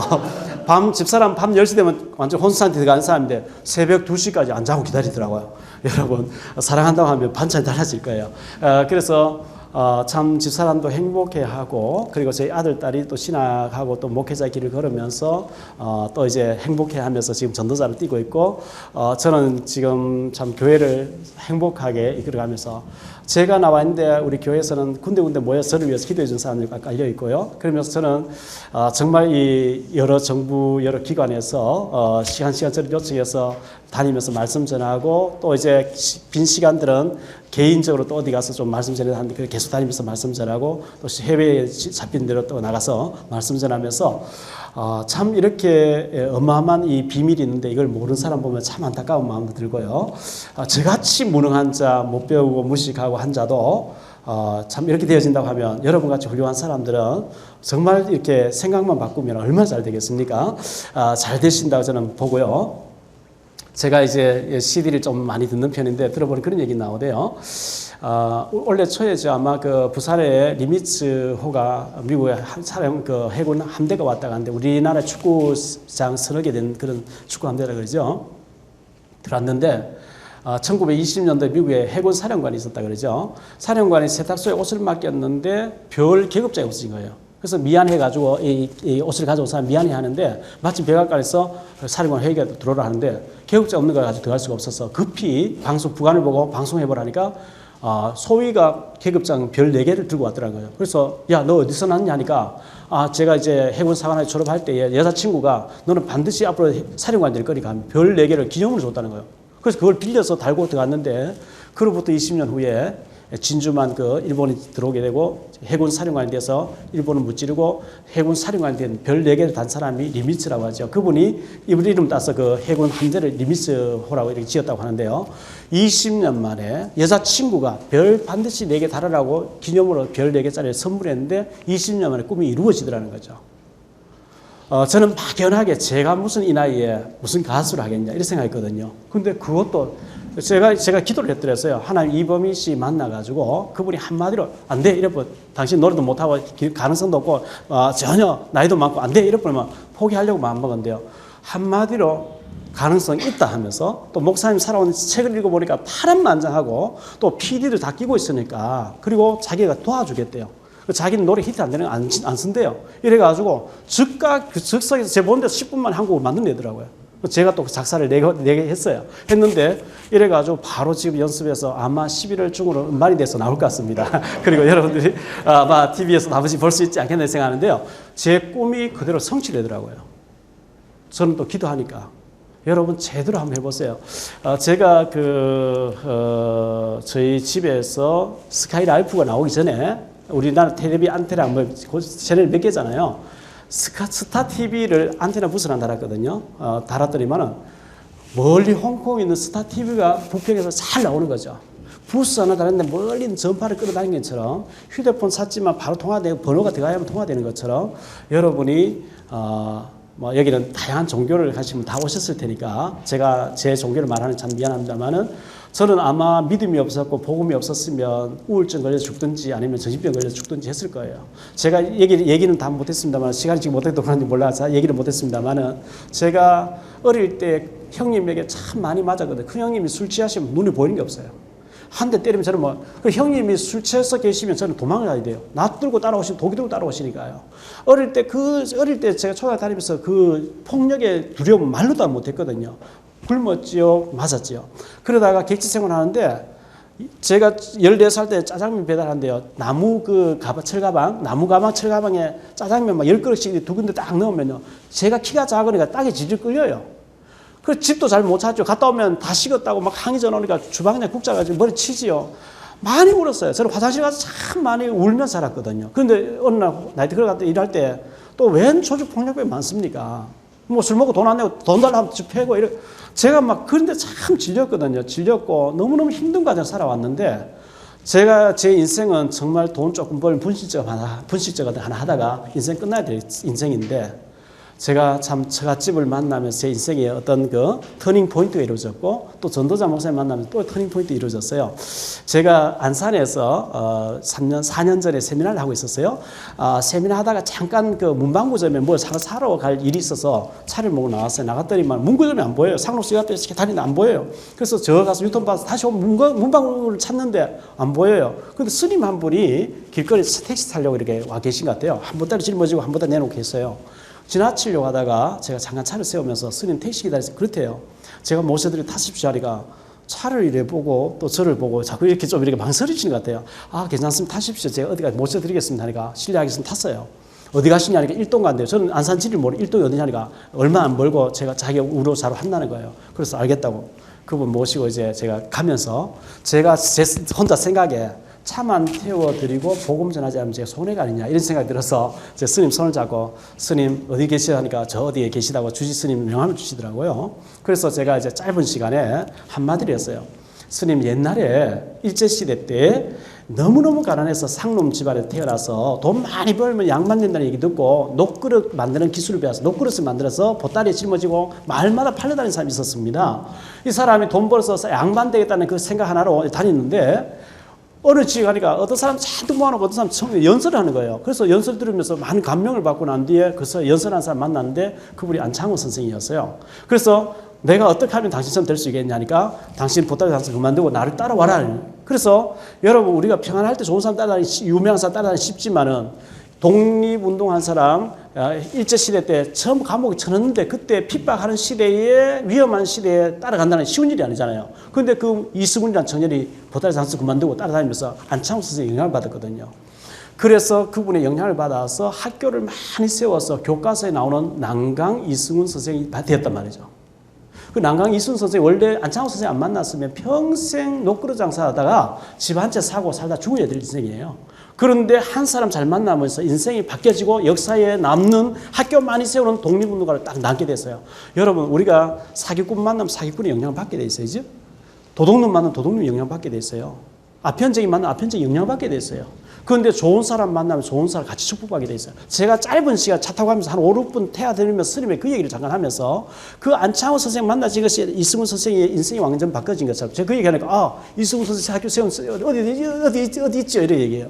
그래서 스님하고 저하고 만난 것도 그래 됐으면 좋겠습니다 하니까 저보고 뭐 하는 사람이 물어요. 목사라면 도망가 버릴 것 같아서 제가 언론사에 좀 일하고 있습니다 이러고요. 그리고 일주일 후에 만났어요. 그분이 저를 가지고 있는 데 가서 만났더니만은 처음에는 제가 이제 글을 좀 쓰고 있다 목사라는 신분을 밝히지 않고 얘기했더니만은 얘기가 좀 길어졌어요. 언제 스님 되기로 했습니까? 그러니까 하는 일들마다 망하고 어디 가서 물어보면 중대에 된다는 팔자가 나온대요. 그래서 애들 이제 18살 먹고 다 커서 이제 난 내가 할 길 한다 하고 머리 감고 몇 년 전에 4년 전에 와서 지금 이제 하고 있다는 거예요. 그래서 제가 그분이 밤새도록 목닥치면서 운다는 거예요. 왜? 내 팔자가 왜 이리 더러워서 목닥치면서 죽어야 되냐? 운다는 거예요. 그래서 제가 밥을 사고 한 5번 정도 만나다가 이분에게 진짜 인생 해답을 줘야 되겠다 생각했는데 그날 바로 제가 사실 나 목사거든요. 운명 사주 팔자에서 벗어나는 길이 있어요. 이분이요. 그 자리에서 5시간 들었어요. 그리고 난 뒤에 생각해 보겠대요. 제가 KBS에서 언론인 모임 갔는데 이명박 시장님도 그때 나오시고 장경도 목사님도 오시고 뭐 이런 이제 큰 행사가 있었어요. 연말에 와서 다 보고 하시더니 이분이 완전히 저를 그만두고 지금은 저희 교회 전도사님으로 계시면 신학교 3학년을 다니고 계세요. 어제도 그저께도 어떤 스님 만나서 지금 현재 이렇게 하고 있는데 저희 교회는 무속인 하다가도 걷어치고 제가 무당 그 법당을 6군데 걷어냈었어요. 그 사람들은 한 사람도 무당하고 싶어하는 사람 없어요. 안 하려고 하는데 가족이 계속 죽어가고 몸이 너무 아프니까 어쩔 수 없이 교회 가서 살려달라고 아무리 해도 안 되니까 할 수 없이 받아라 그러거든요. 제가 가서 복음 전하니까 이분들이 예수 알아들으면서 복음 받아들이면서 무당 다 걷어내고 지금 신학단 이렇게 하고 있어요. 그래서 저는 이제 이런저런 일들을 하면서 또 이제 많이 다니다 보니까 우리 가족 중에 영적으로 신앙하는 사람인데 와서 달라, 저기도 와달라 이렇게 하면서 가서 저는 이제 늘 전하는 복음인데 1시간, 2시간 전하는데 그 사람이 영적인 문제 몇 년 동안 신앙하면 정신병 약 타먹는 것이 해결되는 걸 보면서 난 참 행복한 사람이다. 행복한 목회자다. 이렇게 생각하고요. 이렇게 하다 보니까 어떻게 하다 여기까지 오게 됐습니다. 여러분 만나게 뵙게 됐는데, 최근 제가 이제 목사가 설교집을 내서 뭐 기독교 서점에 낸다 그게 아니고 어떻게 하면 내가 만난 이 행복한 얘기를 좀 많은 사람들에게 전해줄 수 있겠냐. 왜 이게 난다라는 얘기를 했냐면요. 그 얘기를 조금 할게요. 제가 강영우 박사님 한 번도 본 적이 없어요. 뵌 적이 없어요. 그런데 그분이 쓴 책을 다 읽었고 그분이 세미나 한 테이프를 많이 들었어요. 그분은 교육학 박사님이 미국에 있어요. 부시 정부의 지금 복지정 차관보시인데 한국에 올 때마다 큰 교회에서 집회를 며칠 동안 하셔요. 그 테이프를 여러 개 들어봤어요. 들어봤는데 강영우 박사님이 할아버지 때부터 예수 믿는 집안이었다 그러죠. 아버지가 한강다리 하나밖에 없을 때 6.25 사변 전에 배를 가지고 많이 이제 쓸어 나르면서 부자였는데 6.25 사변 때에서 피난 갔다 오니까 배가 다 파손되고 보고 충격받아서 그 아버지 쓰러 죽었다는 거예요. 그래서 중학교 학생이면서 축구를 했는데 골키퍼인데 공이 팍 날아와서 두 눈을 잃게 되고 실명되어졌는데 그 충격으로 어머니가 쓰러져 죽게 되고 병원에 6개월 입원했다가 퇴원하라 해서 와보니까 누나가 몇 번 고등학교 다니는 누나가 청계천에서 병원비 된다고 일을 하다가 영양실조 쓰러져 또 죽었고 와보니까 눈이 이제 감겨지고 안 보이면서 더듬어 집에 오니까 11살 먹은 9살 먹은 두 남매가 있더라는 동생이 있더라는 거죠. 그래서 하나는 고아원에 보내고 하나는 남의 집 보내놓고 너무 처절하니까 왜 우리 집안은 예수 잘 믿는데 이런 저주를 받았습니까 하고 기독교 방송 편지를 써보냈는데 그 상담해 주신 목사님 잘한 것 같아요.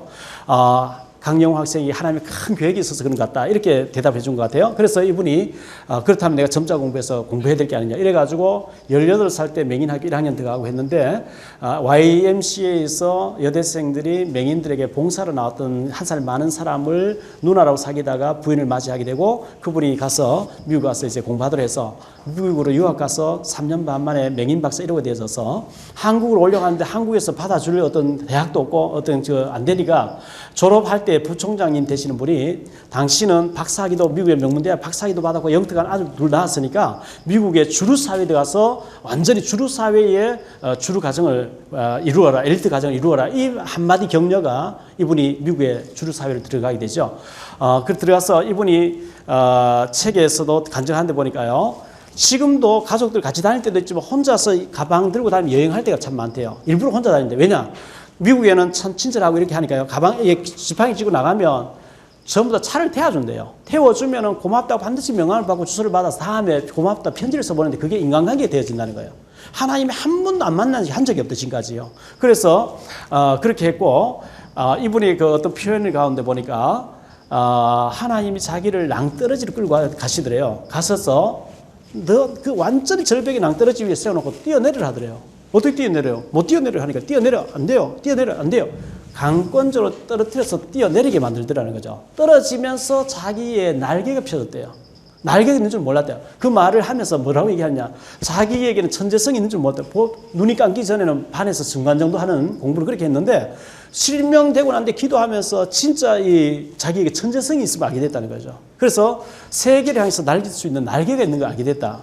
저는 진짜 이 그리스도를 알고 복음을 알고 전도를 알고 영적인 세계, 귀신의 세계, 운명 사주팔자가 뭔지, 왜 사람들은 궁합을 봐야 되는지, 묘토를 잡아야 되는지, 풍수지를 봐야 되는지, 거기서 빠져나오는 해답이 뭔지, 영적인 세계를 관통을 하고 맥이 뚫려지고 난 뒤에 보니까요. 저는 세계를 향해서 날개가 펴지더라고요. 저는 날개가 있는 줄 몰랐어요. 날개는 고사하고 제 밥 먹는 게 해결 안 되는 사람이에요. 애들 초등학교 다닐 때 노트 한 권 사줄 연필 하나 사줄 돈이 없던 사람이에요. 저는 늘 우울했고 밤새도 잠을 못 자고 우울증 걸려있고 참 죽고 싶었고 이랬는데 정말 그 만남의 축복을 통해서 전도자를 만나게 되고 복음을 만나게 되면서 제 인생의 날개가 펴지더라는 거죠. 그래서 여러분들도 정말 복음을 좀 아시고 정말 여러분의 그 달란트를 잘 개발하셔서 하나님 앞에 참 멋있게 쓰임받았으면 좋겠고요. 우리 사람은 태어나는 과정에서도 사실은 기적적인 능력으로 태어나죠. 왜냐하면 아빠의 정자와 엄마의 난자가 만나서 임신되어져서 우리가 태어나게 되는데요. 아빠의 정자 속에는 3억 내지 5억 대 1로 우리가 태어난다는 거죠. 이건 의학적인 얘기죠. 제가 일부러 부풀려 하는 얘기 아니고 그 5억 대 1로 우리가 출생합니다. 거기다가 65억 인구가 지금 현재 살고 있는데 나와 DNA가 똑같은 사람 아무도 없죠. 나 닮은 사람 아무도 없어요. 외모는 좀 닮은 사람이 있을 수 있지만 나의 가진 달란트와 기능과 나만의 독특한 거 가진 사람 아무도 없어요. 저는 그걸 깨달았어요. 나만이 할 수 있는 일이 있다. 그 누구도 흉내를 낼 수 없는 나만이 할 수 있는 일이다. 왜? 나는 특별한 사람이에요. 여러분 모두가 특별한 사람이에요. 그래서 우리 모두는 그 누구도 흉내낼 수 없는 나만이 할 수 있는 무언가 달란트를 가지고 우리 태어났어요. 그런데 학자들의 말에 의하면 우리 뇌신경, 뇌세포가 태어날 때 1000억 개를 가지고 태어난다 그러죠. 매일 10만 개씩 없어진대요. 100년 살다 죽어도 36억 5천만 개 죽고 96%가 남아있다는 거예요.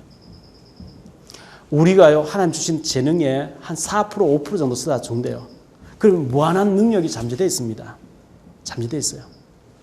우리에게는 많은 능력이 있는데 우리가 해보지도 않고 노력도 하지 않고 그냥 능력이 없는 줄 알죠. 저는 이걸 책을 참 많이 접하면서 또 제가 이제 성경 읽으면서 많이 깨달으면서 제게는 무궁무진한 능력이 잠재되어 있다는 걸 알게 됐고 기도하면서 하나하나 지금 현재 개발하고 있는 중에 있거든요. 있는데 저같이 무식하고 모자란 사람도 한다고 하면 여러분들 왜 안 되겠습니까? 여러분은 아주 직장하고 가지고 계시면서 CEO로서 많은 활동하시는 분들이 알고 있는데 여러분들 틀림없이 될 수밖에 없으니까 좀 이렇게 여러분의 것으로 잘 소화를 시켜서 기도하시면서 자기 달란트를 잘 개발해서 정말 세계를 향해 날면서 살았으면 좋겠고요. 저도 이제 CD를 여기서 나오는 거 참 많이 들어보는데 이영건 박사님 테이프 같은 CD 들어보면 지금 우리 주머니에 있는 돈 만 원 중에는 7천 원이 외국에서 들어온 돈이다 그러죠. 지금 글로벌 시대로서 세계의 문이 다 열려 있더라고요. 저는 이제 재작년 같은 경우는 절반 이상, 어떤 때는 한 달 중에 3주간을 해외에 나가 있었는데요. 너무 많이 다니다 보니까 원래는 제가 송도에 또 교회를 열었기 때문에 이제 좀 덜 나가고 있습니다만은 많이 다녀보면서 제가 그냥 나가고 싶은 게 아니고 세미나 때문에 와서 세미나 해달라 해서 계속 날짜가 잡혀서 가게 됐거든요. 갔는데 많이 다녀보니까 일본은 참 잘 사는데 정신병자 너무 많죠. 너무 우상 숭배를 많이 하니까 정신병 늘려 있습니다. 미국 같은 데 가보면 참 잘 사는 것 같은데 마약이 너무 심각하죠. 그래서 제가 이래 보니까 참 우리나라 복받은 나라고 너무 축복받은 나라예요. 너무 축복받은 나라고, 그러면서도 우리나라는 무대가 좁기 때문에 여러분들은 좀 세계를 향해서 우리 자녀들을 이렇게 안목을 열어주고 세계를 향해서 준비해서 세계를 향해서 뛸 수 있으면 얼마나 멋지겠냐. 저는 저희 교회에서 책에도 좀 썼습니다만 그렇게 지금 준비하고 있어요. 외국 가보니까 좀 잘 사는 사람 전부 유학을 보내놨어요. 기력 가족이지만 다 보내놨어요. 우리 지금 부평에 있는 사람들이 유학도 못 보내면서, 내가 또 강남에서 교회를 해보면서 강남에도 못 보내면서, 지금 강남에 교회 하던 것을 지금 부목생 하고 있거든요. 강남에 나가보면서 강남에도 못 보내면서 부평의 수준이 낮다고 여기서 그냥 눌러 있으면 되겠냐. 교회 공간이 얼마나 많이 있냐. 이것을 오픈해가지고 아주 저렴하게 해서 약간의 어떤 그 애들이 그 교재비만 내고 해서 교회에서 대주고 해서 여기서 영어 말을 해서 원어민 해서 들어서 해라. 이래가지고 캐나다 원어민이 와서 가르칩니다. 또 중국어를 가르치려고 보니까 중국 사람이면서 10년 전에 한국 시집 온 사람, 저희 교회에 나오는 사람이 있어요. 중국에서 아주 학력도 있고요. 이래가지고 한국말 잘하지요, 중국말 잘하지요. 대교에서 계속 가르치다는 사람이에요. 그래서 그 사람 보고 중국어 가르쳐라. 그래서 지금 영어를 가르쳐야지, 중국어 가르쳐야지. 일본에서 어떤 분이 시집 왔는데요. 일본 여자분인데 어떻게 통일교에 빠져서 시집 오셨다가 복음 받으면서 그래서 빠져나와가지고 지금 교회 신앙생활 잘하고 있는데요. 원어민이 다 와 계신 거예요. 그러니까 이분들을 통해서 중국어, 일본어, 영어를 가르칠 수 있으니까 교회에서 너무나 좋고, 이제 최경주 선수가 박세리 같은 사람 잘하는 걸 보면서 아이들 때부터 교회에서 골프를 가르쳐야 되겠다 싶어서 교육관을 지으면 한 층을 완전히 골프 연습실로 만들어야 되겠다 이렇게 기도하다가 지금 저희 교회가 계속 이제 뭐 여러 가지 일들이 벌어지고 공간이 모자라서 제가 기도하는 가운데 한 층을 실내 골프장을 만들어서 애들을 이렇게 프로골프 한 사람 모셔서 가르치려고 하다가 기도하는 가운데 교회 안 그래도 공간이 모자라는데 그 시설까지 하면 너무 힘들지 않냐. 골프장 주인을 전도해서 골프장을 서라 이런 마음을 주셔가지고 제가 골프장을 찾아갔어요. 찾아갔는데 골프장 주인을 찾아가서 제가 이제 골프를 좀 전에 몇 년 전에 했었거든요. 지금은 한 3년째 딱 끊고 연습장은 안 가고 있는데요. 엘리트 그룹의 사람들하고 계속 만나다 보니까 그분들이 골프장에 자꾸 미팅이 되어지는데 제가 할 줄 모르는 안 가니까 안 되더라고요. 그래서 한 7, 8년 전부터 골프에 와서 한 3, 4년 동안 필드에 늘 나갔었는데 너무 시간이 아까워요. 그래서 지금 딱 끊었는데 제가 그때 다니던 골프장에 찾아갔더니 저를 가르치는 프로가 계시더라고요. 그래서 사장님 좀 만나다 그때 뭐 사장님이 대회 나가고 안 계셔가지고 제가 이런 취지로 우리 애들 좀 이제 집단을 좀 많이 보내려고 하는데 하니까 그래서 제가 책을 들어놓고 왔더니만은 그저께 토요일 날 제가 들렸더니만 사장님이 책을 다 읽었대요. 너무 저를 친절하게 사장실 들어가면서 차를 대접하면서 우리 어머니가 보살같이 돼 있고 또 이제 내가 불교이기 때문에 당장 받지는 못하지만 목사님이 데리고 온 아이들은 무조건 특별교육 특별하게 목사님 조건 해달라는데 다 해줄 테니까 데려와라 이렇게 응답이죠. 생각하는 대로 기도하는 대로 다 응답돼서요. 그래서 프로로 길러내야 되겠다 이렇게 하고 있고요. 제가 한 말씀 좀 더 드리면요. 여러분들이 일을 즐기면 제가 제조학 삼성그룹 연구실이 있는데 거기 가면 그런 게 있다 그래요. 일을 열심히 하는 사람 즐기는 사람 못 따라간다 이런 써놨다 그래요. 그런데 저는 바둑도 뜰 줄 모르고 장기도 뜰 줄 몰라요. 탁구도 칠 줄 몰라요. 제가 어릴 때 그런 문화를 한번 접하기 위해서 저는 화토를 칠 줄 몰라요. 아버님이 워낙 화토와 술과 이래 저는 질려가지고 아예 막 거기에 대해서 제가 어릴 때 이를 갈면 증오심을 가지고 있었기 때문에 화토를 칠 줄 몰라요. 모르는데 제가 아무것도 할 줄 모르는데 제가 서울에서 와서 있으려고 마음먹고 있다가 인천에 잠깐 갔는데 졸업하면 총신대학 3년 다니는데 2년 동안 졸업하면은 서울로 와야지 하고 인천에 갔는데 인천에 아무 연구자가 없으니 제가 정이 안 들잖아요. 그랬는데 정이 안 들어서 인천에 언제 떠날까 이렇게 생각했는데 저희 교회 집사님이 바다 낚시 따라가자는 거예요. 바다 낚시 따라가게 됐어요. 배를 2시간 좀 타고 가다 바다 가운데 배가 딱 서 있으면서 낚시를 쭉 따라 내려가는 거예요. 찌가 이렇게 물려 있어요. 쭉 몇십 미터 내려가면 더 이상 땅에 닿으면 안 내려가요. 그래서 들었다 놨다 이렇게 하니까 갑자기 고기가 두세 번 팍 물면은 빠져나가려 하다 보면 막 손이 막 떨려요. 그래서 그때 막 한번 올리면 이런 고기가 한두 마리씩 붙었어요. 그걸 바다 가운데서 낚시를 해보니까요. 와, 얼마나 재밌는지요. 그래서 회 떠먹고 막 이래 하면서 제가 바다 낚시를 해보면서 속으로 내일은 나 혼자 나온다. 이래 마음먹은 거예요. 집사님 보고 또 가자 하면 미안하니까. 그래서 그 다음날 새벽 기도 마치자마자 제가 바로 혼자서 나가서 막 두 손으로 막 어제 배운 대로 했는데요. 그날따라 한 150마리 잡았어요. 다 못 메고 올 정도로 아이스박스에 크게 많이 잡았어요. 그날 이후로 자꾸 낚시 가고 왜 낚시의 맛을 봤거든요. 여러분 일에 대한 맛을 보셔야 돼요. 그리고 제가 이제 한때는 또 볼링을 좀 배워가지고 차에 싣고 다니면 쳤거든요. 쳤는데 저희 교회에 이성구 집사님 계신데 이분이 스노보드 만들어가지고 전략 수출하는 회사에 계셨는데요. 어느 날 스노보드하고 옷하고 막 장갑하고 온 세트를 한 세트 갖다 주면 100만 원 넘대요. 선물 하나 가져왔어요. 근데 난 운동을 잘 못하기 때문에 겁을 내니까요. 무조건 목사님 그냥 묻어놓으면 안 되니까 따라가자. 저를 차를 딱 태워서 대명 콘도 스키장 갔어요. 목사님 어차피 넘어질 거니까 잘못 넘어지면 나도 다치 남도 다치게 하니까 앞으로 넘어질 때 어떻게 넘어지 뒤로 넘어지 어떻게 넘어지라고 배워라는 거예요. 한 100번 넘어지면 배 탈 거 수 있을 거래요. 그래서 넘어지는 법 배우고 난 뒤에 한 30번 정도 넘어지고 나니까 리프트 타고 올라가서 내려오기 시작하는 거죠. 저는 사계절 중에 주로 추운 겨울을 좀 이렇게 싫어하는 사람이었거든요. 겨울은 빨리 지나갔으면 좋겠다 이렇게 생각했던 사람인데 스노보드를 배우고부터는 겨울이 빨리 지나갈까 봐 걱정되는 거예요. 얼마나 재밌는지. 제가 덕평 우리 학교가 있는데 거기에서 세미나를 일주일에 한 달에 한 주 내지 두 주씩 세미나 하는 게 있어요. 거기서 세미나 자주 하는데 이 스노보드 배우고 나니까 그 겨울에 추운데도 그 지산 리조트 자꾸 올라가는 거예요. 밤에도 올라가, 낮에도 새벽에도 올라가, 계속 올라가. 왜? 맛을 봤거든요. 그런데 어떤 분이 골프를 배워보라 해서 골프를 배우게 된대요. 골프를 쳐보니까 전에 총리께서 왜 그렇게 골프를 많이 치신지 이해가 됐어요.